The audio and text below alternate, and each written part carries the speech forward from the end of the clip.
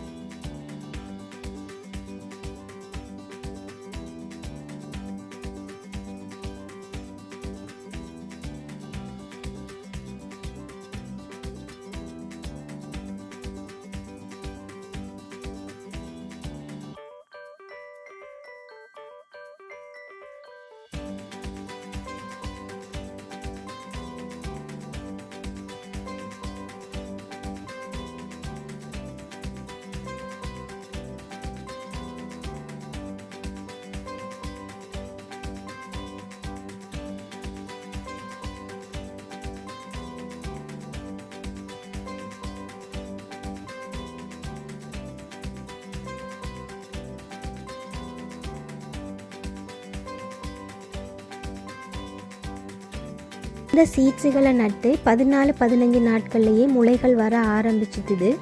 முளைச்ச உடனேயே ஏதோ ஒரு பூச்சி தாக்குதலால் இந்த கண்டுகளில் இருக்கிற இலைகள் எல்லாமே காணாமல் போயிட்டுது. அதனால் இந்த வீடியோ எடுத்து இனி பிரயோசனம் இல்லைன்னு அப்படியே விட்டுட்டேன். கொஞ்ச நாளைக்கு பிறகு பார்த்தா இலைகள் லைட்டாக வளர்ந்துருந்தது. இருந்தாலும் பாதி இலைகளை காணல, ஏதோ பூச்சி கடிச்சிருக்குது.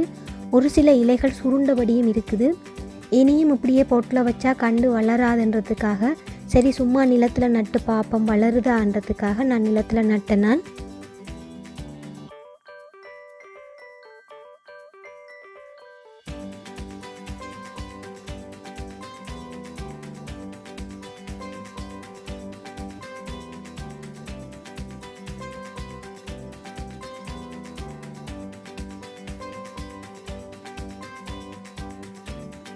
இந்த கண்டுகளை நான் நடும்போதே ஜூலை ஆகிட்டுது. அங்கால ஆகஸ்ட் மாதம் மட்டும்தான் இருக்குது. செப்டம்பரில் ஃபோல் ஸ்டார்ட் ஆகிடும். அதுக்கிடையில் இந்த கண்டு வளருமா காய்க்குமான்னு தெரியல, பார்ப்போம்.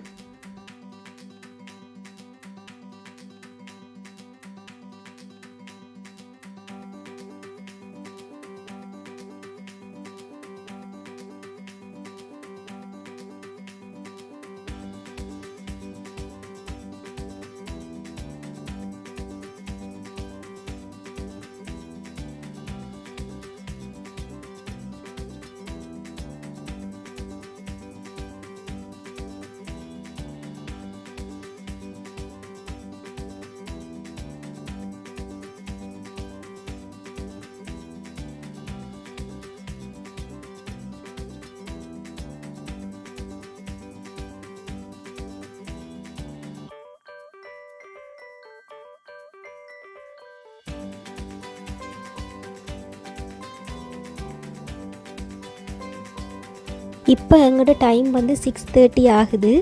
இப்போவே இந்த வெக்கையை தாங்க முடியாமல் கண்டுகள் சோர்ந்து போய் நிற்குது. காலமாக வெயிலை தாங்குமோ தெரியாதுன்றதுக்காகவும் வேர் மண்ணில் பிடிச்சு வளரும் வரைக்கும் கொஞ்சம் வெயிலை தாங்கி பிடிக்கிறதுக்காக வேறு மரத்தில் இருக்கிற சின்ன சின்ன கிளைகளை உடைச்சி அதுக்கு மேலே குத்தி விட்டுருக்கிறேன். கொஞ்சம் நிழலாக இருந்ததுன்னா கண்டுக்கு கொஞ்சம் பாதுகாப்பாக இருக்குமன்றதுக்காக.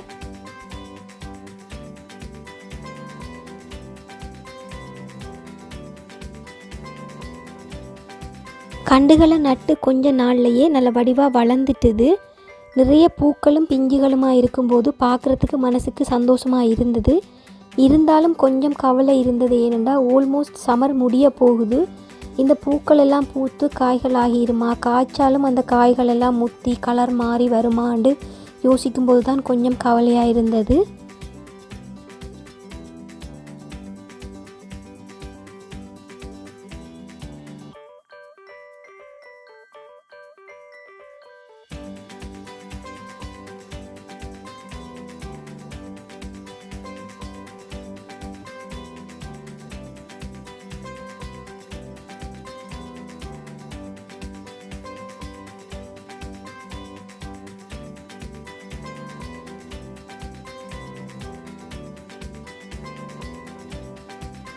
இதுதான் முதலாக காய்ச்ச காய். பார்த்திங்கன்னா நல்ல பெருசாக வந்திருக்குது. முத்தும் வரையும் விடலாமன்னு தான் யோசிச்சேனா. ஆனால் அதுக்கிடையில் முயலோ ஏதோ வந்து மேல் பக்கத்தை விராண்டி வச்சுருக்குது. இனியும் விட்டால் முயல் கடிச்சிருமென்ற பயத்தில் அதை பிடுங்கி எடுத்துட்டேன்.